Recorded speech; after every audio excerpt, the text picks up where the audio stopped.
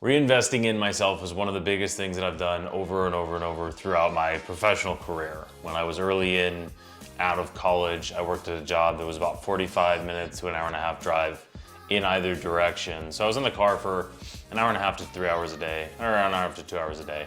And I early shifted my time from listening to Spotify music or whatever I was doing to doing audiobooks. And I'm glad that I did it because I ended up working in this job for 4 years. I ended up reading about 150 different, or listening to about 150 different audiobooks that really have changed my perspective and added a ton of value. So in this video, what I'm gonna do is I'm gonna share the 7 lessons of 7 of my favorite books, now having read over or listened to over 250 different business or self-help books. What my lessons are, what the takeaways were, and what those books actually were. So I've got my list right here that I'll go through. So list number 1 is do the hardest thing first. This is something that is more recent. It's actually something I've read or listened to in the last year.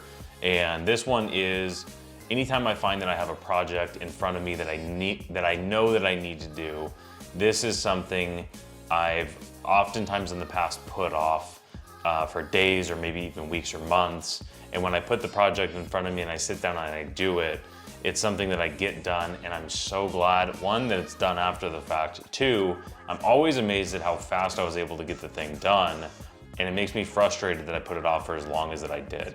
So the book is Eat That Frog, and the whole focus is taking the biggest thing on your plate, taking it first.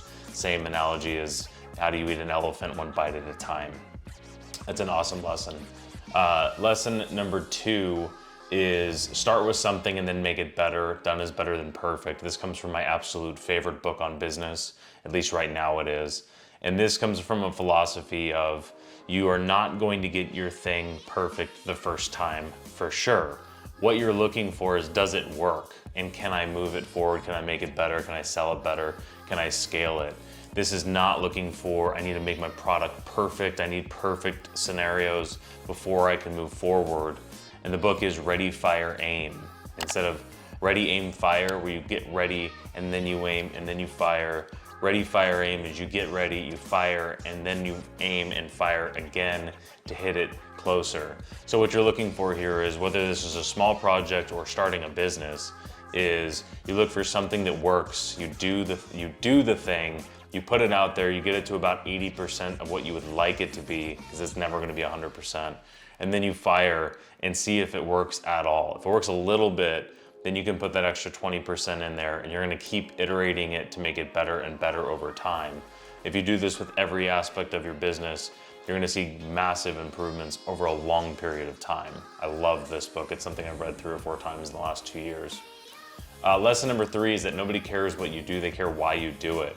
This was a marketing book by Simon Sinek that I read several times years and years ago, and it's always stuck with me, is features and benefits do not sell a product or a service. Nobody cares about the features and benefits. You could use something as simple as a lawnmower.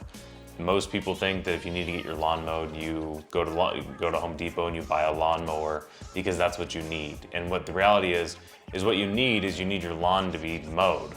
So you can maybe hire a gardener, or if there was a magic pill that shortened your grass and it never grew and it always looked good, you'd maybe buy that instead. Nobody needs the lawnmower, they need the thing at the end of the day.